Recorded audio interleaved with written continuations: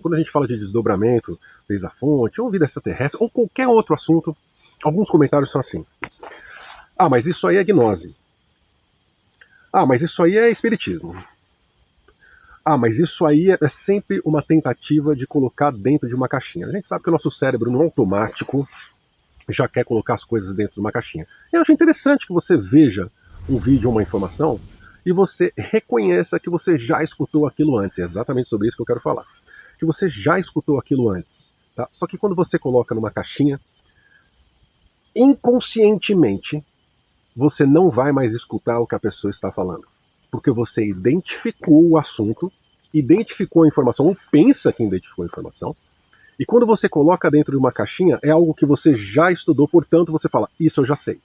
Fechou. Você não vai aprender mais nada de novo. Tá aí a armadilha.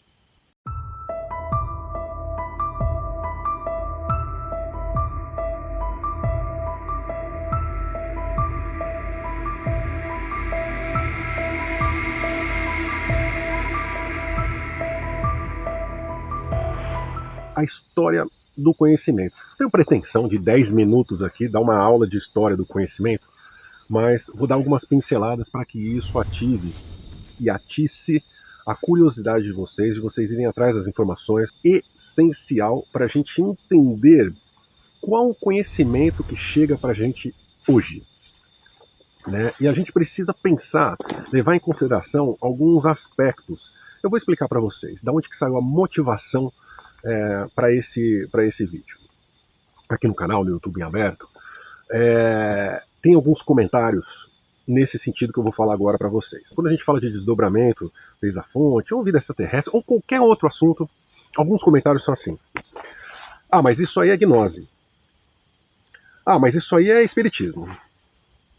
Ah, mas isso aí é sempre uma tentativa de colocar dentro de uma caixinha. A gente sabe que o nosso cérebro, no automático, já quer colocar as coisas dentro de uma caixinha. Eu acho interessante que você veja um vídeo ou uma informação e você reconheça que você já escutou aquilo antes. É exatamente sobre isso que eu quero falar. Que você já escutou aquilo antes. Tá? Só que quando você coloca numa caixinha, inconscientemente, você não vai mais escutar o que a pessoa está falando. Porque você identificou o assunto, identificou a informação, ou pensa que identificou a informação, e quando você coloca dentro de uma caixinha, é algo que você já estudou, portanto você fala, isso eu já sei. Fechou. Você não vai aprender mais nada de novo. Tá aí a armadilha. Segunda coisa. Segunda armadilha. Tá assistindo o vídeo, lá, simulação, não sei o que. Ah, mas isso aí o fulano já fala. Ah, isso aí o Hélio Couto fala. Ah, isso aí o Corey Good já falou. Ah, isso aí o David Wilcock já falou. Ou qualquer outra pessoa. Coloca qualquer outra pessoa. O que vocês estão fazendo com isso? Primeiro, duas coisas estão acontecendo. Você está colocando dentro de uma caixinha e achando, pressupondo que o que está sendo exposto é igual ao que você já estudou. Então, mais uma vez, você vai fechar essa porta a partir daquele momento que você não escuta mais o que está sendo falado. Fecha e acredita que o que está sendo passado é igualzinho. Tem a mesma perspectiva do que você já estudou, daquela caixinha que você escolheu, porque você percebeu como algo igual a outra pessoa. E não vai se aprofundar, não vai mudar, não vai aprender nada novo. Mesmo que tenha informações incríveis ali por trás, uma nova visão, é que eu quero pegar com vocês, uma nova visão de um assunto que você já estudou e você não vai conseguir pegar, porque você ou já colocou na caixinha da gnose, do espiritismo, de Blavatsky ou qualquer outra coisa, ou você colocou na caixinha da pessoa, o Wilco, o Corey Good, o Hélio Couto, ou qualquer outra pessoa que você segue, conhece ou já leu. Então a primeira armadilha é do subconsciente. Né? Essa característica do nosso cérebro de querer colocar as coisas em caixinhas ou fazer referência com o que a gente já aprendeu e fechar a porta da nova informação. Primeiro perigo. E o segundo, que é onde eu queria focar mais com vocês da história do conhecimento, é: não existe assunto inédito. O que pode existir é uma nova abordagem do assunto. O que pode existir é uma visão que você ainda não viu. Uma releitura daquilo que já existe. Por quê? Porque o despertar já aconteceu. A revelação já aconteceu. E não aconteceu um ano atrás, há 10 anos atrás, há 20 anos atrás. Aconteceu em outros ciclos experienciais. E aí eu tenho que abrir um parênteses. para falar que esse ciclo experiencial que nós estamos tem mais ou menos uns 14 mil anos, 12, 14 mil anos, desde do começo do final da última mini era de gelo. Existiam outros ciclos, só para ter uma ideia, né? Lemúria e Atlântida foi outro ciclo, não é esse mesmo ciclo que a gente está, né? Entre outras, né? A questão do dilúvio, né? A história do dilúvio que é contada não só na Bíblia, mas diversas outras doutrinas, outras filosofias, né? De outro ciclo experiencial, não é desse que nós estamos, tá? A humanidade, só para resumir, assim, se você nunca escutou isso antes da gente, não estudou, a humanidade teve um reset e recomeçou há mais ou menos uns 14 mil anos atrás, né? A revelação total já começou em outros ciclos. Então as pirâmides, por exemplo, o pessoal acha que foi construída há 4 mil, 5 mil anos atrás, as pirâmides pertencem a outro ciclo experiencial. As informações do Egito Antigo, não de 3 mil anos, 4 mil anos atrás, eu estou te falando de outro ciclo encarnacional, passaram para eles. Informações dos sumerianos, que se dão para 8 mil anos atrás, 6 mil anos atrás, e quando a gente fala Suméria, a gente está falando de Acádia, a gente está falando de todo o povo daquela época, né? São informações que vêm de antes. Então, quando a gente fala, por exemplo, do conceito de matrix consciencial, não tem nada de novo. Esse nome Matrix começa em 99 com o filme, né? Mas o conceito de que nós vivemos numa realidade criada, né? Numa realidade criada por uma consciência maior, por uma outra consciência, que isso aqui na verdade não é o real, isso aqui é uma projeção. Gente, isso aí você pode ir para Platão, Aristóteles, né? E a gente pode ir muito mais para trás, dentro do nosso próprio ciclo experiencial. A gente pode ir para o Egito Antigo, há 3 mil, 4 mil, 5 mil anos atrás, dizia a mesma coisa. A gente pode ir para os Sumerianos, há 6 mil, 7 mil, 8 mil anos atrás, diziam a mesma coisa. E se a gente for antes, estou falando do ocidental barra alguma coisa de oriental, né? Mas se a gente for pegar a questão da parte do Oriente, tem muito mais referência. Estou aqui citando algumas só para ilustrar que não tem assunto inédito. Isso dentro do nosso próprio ciclo experiencial, a gente tem diversas referências do mesmo assunto. Então, quando a gente traz para você, por exemplo, vou usar o mesmo exemplo, vivemos uma matrix consciencial. Tá bom, qual a novidade? Do assunto, nenhuma. Nenhuma. Como eu disse, a expressão Matrix, 99. Agora, talvez você não tenha entrado ainda em contato com o conceito, né, de um criador que espelha uma criação, né, todas as metáforas, né, todas as linguagens, cada época tem a sua linguagem específica, né? Nunca na humanidade, na história da humanidade, nesse ciclo experiencial, né, deste ciclo experiencial de 14 mil anos, nunca a informação teve tão disponível e tão escancarada. Informação sobre o quê? Sobre tudo. Tudo. Então a revelação total já aconteceu. É inevitável qualquer vídeo, qualquer livro, qualquer assunto que a gente traga para você não é novidade, não é inédito. O que pode ser novidade ou inédito é o ângulo em que está se analisando aquela informação. A vantagem de nós termos a liberdade hoje de falar da forma que a gente quiser sobre a maioria dos assuntos, né, os assuntos que não são políticos, que não tem a ver com o governo oculto, tudo mais, a gente tem toda a liberdade para falar, né, os assuntos espirituais e tudo mais. E a gente usa dessa liberdade. E essa liberdade de linguagem, onde a gente pode ser mais claro e aberto, ela dá uma falsa impressão de assunto inédito, mas não tem assunto inédito. Então é natural que você ache em diversas doutrinas, filosofias e religiões assuntos que são tratados no dia a dia.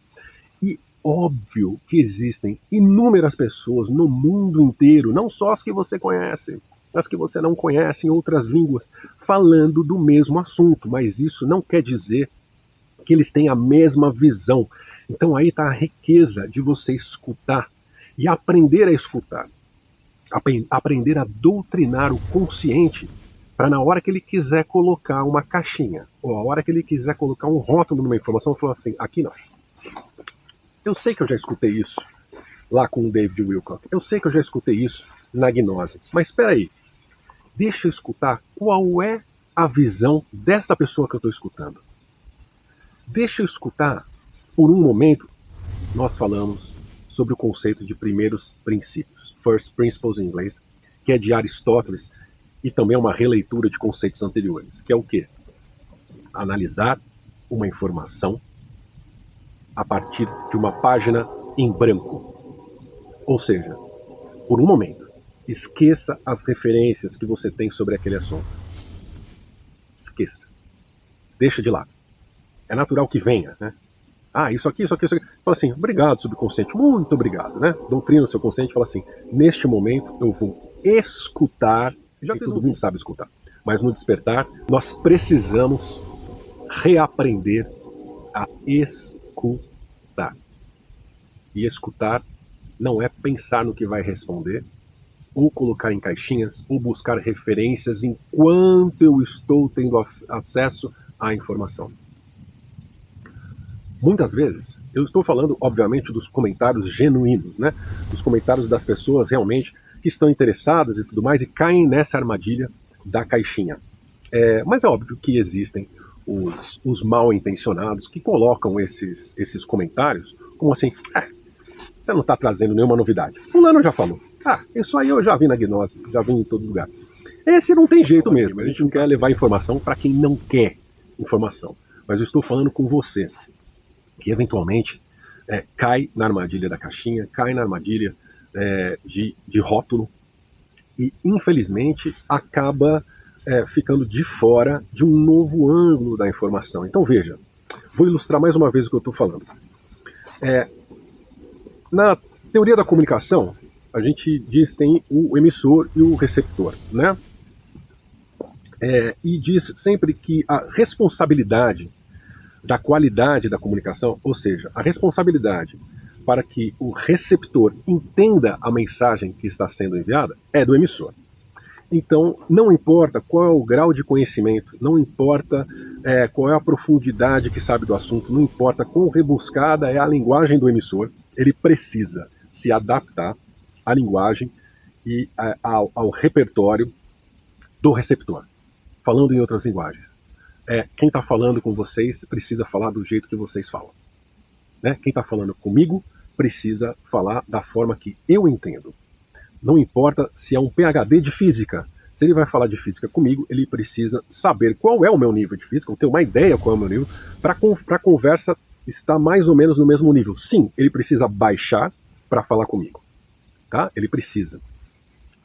Então, imagine também que cada época tinha a sua característica, o que podia ser falado. Né? Vamos lá para a época de Jesus, vamos usar Jesus como exemplo mais uma vez. Jesus não falava por parábolas. Ele não chegava lá, sermão da montanha, chegava lá na montanha, reunia aquele monte de gente lá e fala, meu povo, então, vamos lá. E começa a soltar aquelas histórias. O que são aquelas histórias? Ilustrativas, não é verdade? São histórias que possuem uma mensagem por trás, uma moral, né?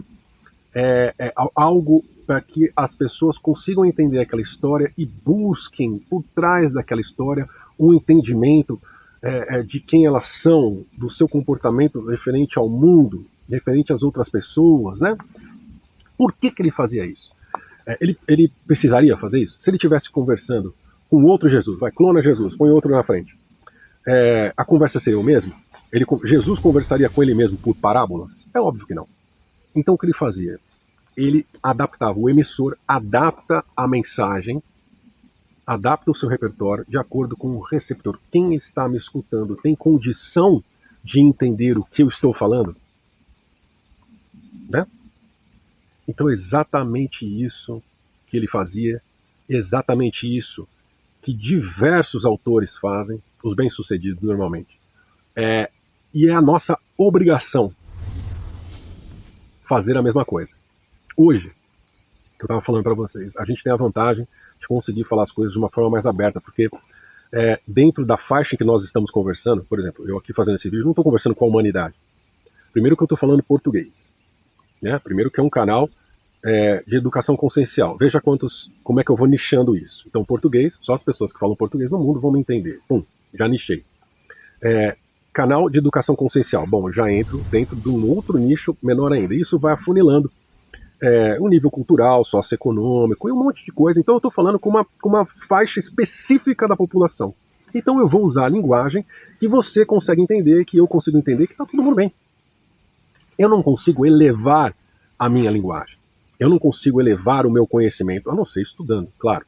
Mas eu consigo adaptar com as faixas com menos cultura, com menos educação, eu consigo adaptar e conversar com elas, né? Então a gente conversa com uma faixa.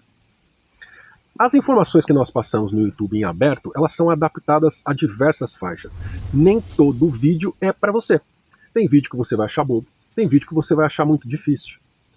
Então, no YouTube aberto, a gente fala com diversas faixas. Dentro da nossa faixinha aqui, português e tudo mais, nós falamos com diversas faixas, com diferentes níveis de conhecimento.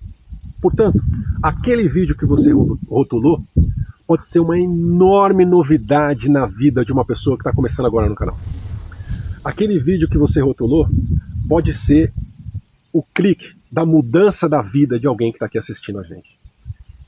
E vou além. Esse mesmo vídeo poderia ser uma mudança na sua vida se você não rotulasse e escutasse de verdade a informação que está sendo passada. Não existe informação inédita no despertar da consciência. Tudo é uma releitura. Agora, olha que coisa maravilhosa. Se você não cair na armadilha das caixinhas ou dos dogmas, as informações indiscutíveis, né? Você tem a oportunidade inédita neste ciclo experiencial em que nós estamos de ter acesso à informação aberta. Informação do jeito que o emissor quer passar. Clara, sem rodeios. E depois que você recebe essa informação, cabe a você ver o que te serve, ver o que não serve, absorver o que é legal, jogar fora o que não acha que é legal. Mas aí fica com você. Não é mais uma igreja, um governo ou qualquer outra instituição ou pessoa escolhendo o que você deve ou não absorver ou ter acesso. Na era da informação / desinformação, nós temos de tudo. Cabe a você agora, essa é a beleza da coisa, cabe a você escolher o que te serve e o que não te serve, tá bom? Então